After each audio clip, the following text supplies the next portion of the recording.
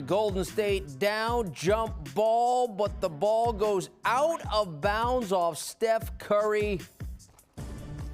And the Lakers will hang on in the final ticks. The Warriors needed a three, never even got a shot off in the final seconds.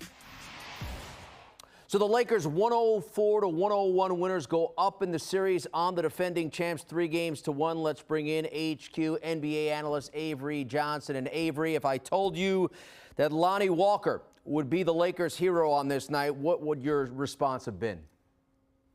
Well, hero maybe in scrub time, but not in the fourth quarter, scoring 15 points. He was phenomenal tonight, and you got to give this young man credit.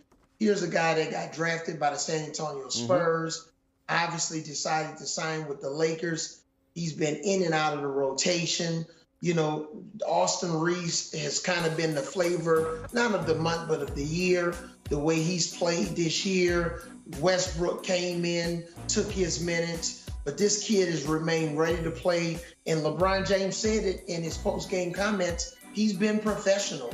He's come to the gym early. He stayed late. You can see a lot of his other teammates that were really excited. This guy's been on a scout team, basically, for the Los Angeles Lakers. And to come out and score 15 points tonight in the fourth quarter, this was a moving moment for the Lakers. And I agree with LeBron James.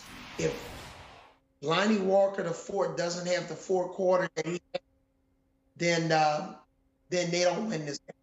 Yeah, no question about it. You know, you just saw he joined Kobe, Shaq, LeBron, and Pau as the only Lakers to score 15-plus points in the fourth quarter of a playoff game, and they needed every bit of it. Anthony Davis did have a strong game overall, 23 points, 15 rebounds, just scored 4 points in the second half. And then you have Austin Reeves scoring 21 as well. This was a game of flows. It was kind of like a boxing match with punches and counter punches, if you will. The Lakers, though, go up 3-1. I want to mention a sequence here late in the game with 15 seconds to go. Warriors down 1 point with 15 seconds to go, and Steph hoists up a three. He had a terrific game, but your thoughts on that shot selection in that point of the game? Well, Steph can make tough shots from anywhere on the floor. This guy, you can't question him, but I want to look at the other side. Anthony Davis did a sensational job of defending Steph on 2 straight possessions. And here's a guy that's 6'10", 6'11", who LeBron James called the best defensive player in the league. He was unreal staying in front of Steph, contesting those 3-point shots. His 19 points in the first half was very instrumental in this win.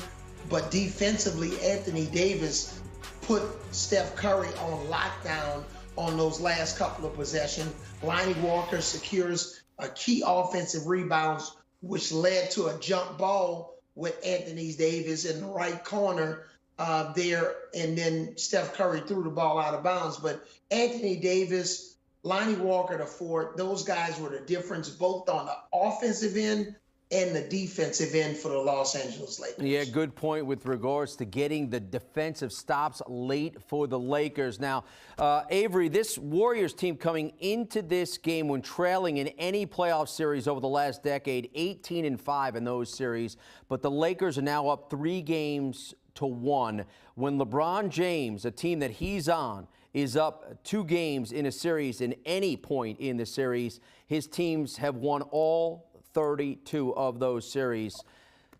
Do the Warriors fight back here? No, I picked the Lakers in 6, so it's right on schedule. I expected them to be up 3-1 at this point. I believe the Warriors are going to figure out a way to win Game 5 at home. Maybe this is a game where Anthony Davis has one of his mediocre games, and then the Lakers will come back and they'll wrap them up in that 6th game at home. But the Lakers are just too big, too strong, rebounding. Defensively, they'll get enough stops. But again, Golden State wins at home, protect their home court in this next game. But the Lakers will win in 6. I wouldn't be shocked if they win a close one in Game 5, and I wouldn't be shocked if the Warriors blow them out in Game 5, because I'm predicting that the Lakers are going to win in 6 games. LeBron James was part of a Cavaliers team that was down 3-1 in the finals that won 3 straight against a Warriors team in those finals. So the Warriors are going to need to win 3 straight games. I want to talk about home court because for the Lakers, they're now 6-0 in these playoffs on home court. Haven't lost there in over a month. How much does that play in the Lakers' success on this night in terms of giving them confidence to finish this out, if in fact it does happen, like you say, in 6? Well, not so much in the second half of the season, but since the All-Star break, the Lakers have been a very good basketball team, one of the more consistent basketball teams, and they've played well extremely at home.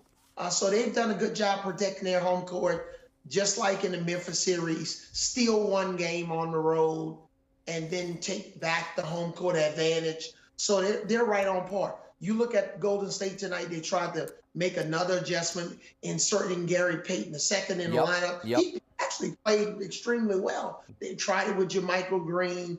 He was a difference maker, but it didn't matter. The Lakers are going to win this game. A close when they made the free throws. What were they, 20 for 20? 20 for 20, exactly. A Lakers team, 20 for 20 from the free throw line. They deserve to win this game tonight and this series. On a night Steph has a 31-point triple-double, the Lakers still find a way against the defending champs to go up 3-1. About it in the conference room, this had a feel of Game 7 vibes, if you will, punch for punch. That physicality felt a lot like Game 4 of round 1. Neither team wanting to drop this game, knowing how crucial it is to the series. I go back to early on in this game, Darvin Ham is mic'd up, and you hear him say to his guys, the Warriors are hard as hell to beat. You must stay together through the ups and downs. The Lakers did just that. I heard you, Big Game, say when they went down as many as 12 in the third, you wondered how they would respond. LeBron just called them a resilient bunch, down by 7 going into the fourth.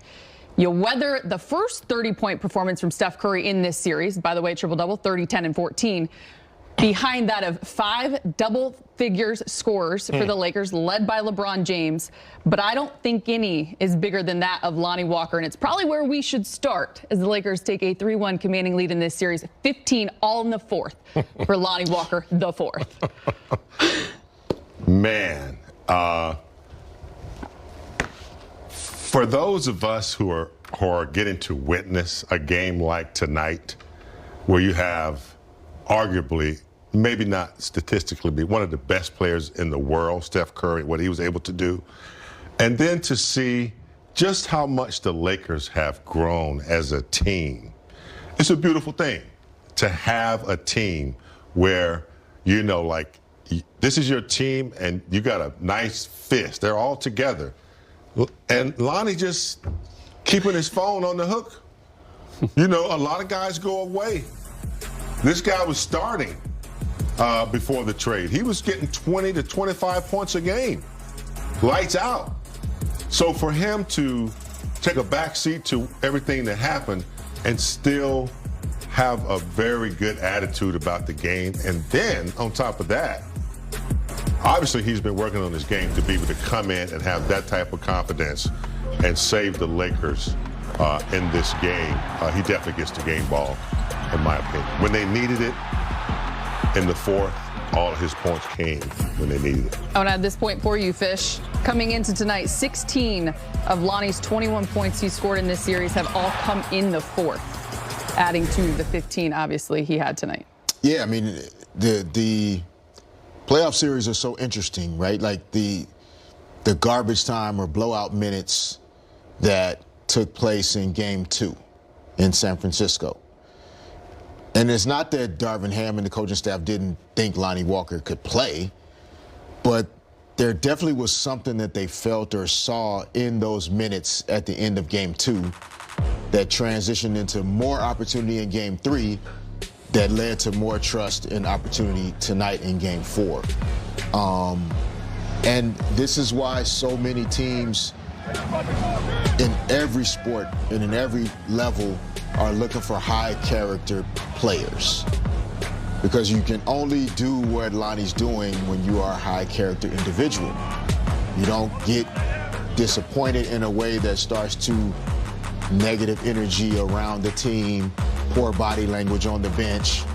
whispering and placing blame onto other people. Like, you perform this way when you take 100% responsibility for who you are as a player.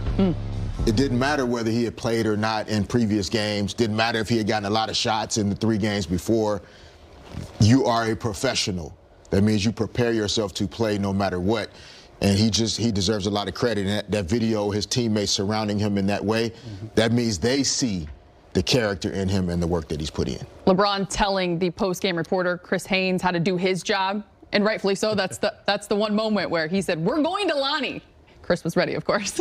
Yeah, no doubt. I mean, this is an amazing story. Remember last summer, the Spurs had Lonnie Walker. They gave him a qualifying offer to be a restricted free agent. They rescinded that later. Lakers said, okay, we'll jump in and take Lonnie, give him $6.5 million, 1-year deal. Lonnie kind of bet on himself. And here he is now. He started 30-something games earlier in the season. It wasn't all winners once the Lakers made the trades. You know, D'Angelo, pretty good run for him. Jared Vanderbilt, of course. Lonnie was one of the so-called losers, I guess. He lost playing time. In the last 6 weeks, he's had 12 DNP by coaches' decisions. He didn't have a shot in the first 3 quarters tonight. And then tonight, magically, you know, you guys can speak about Laker playoff lore. Lonnie Walker IV, definitely part of it now. No question. No question. This is a memorable game. Like, this series, obviously, which both teams knew was a really important game. And Lonnie Walker IV's fourth quarter, right? And it only matters if you continue to advance. And that's all the team is thinking about. We're not going to jinx it. They're up 3-1. We'll let them continue to do the work they're doing. Absolutely. I agree, Fish. Real quickly, if they advance even to the next round, this will be the play. He'll be the player that had a big part to do with it. I go back to Media Day when Lonnie Walker IV joined us on the desk, and he told us he was obsessed with the game. I feel like you hear that a lot from players. But when you talk about obsession, as you guys mentioned, to go from a starter, playing all those minutes, knowing you're certainly capable, possibly the DNPs, of course, to be able to rise to the occasion, meet the moment.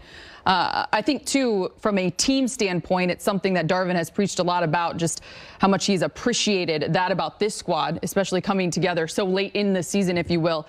You look back at that first round, any given night, it was a new score, doing it by a collective.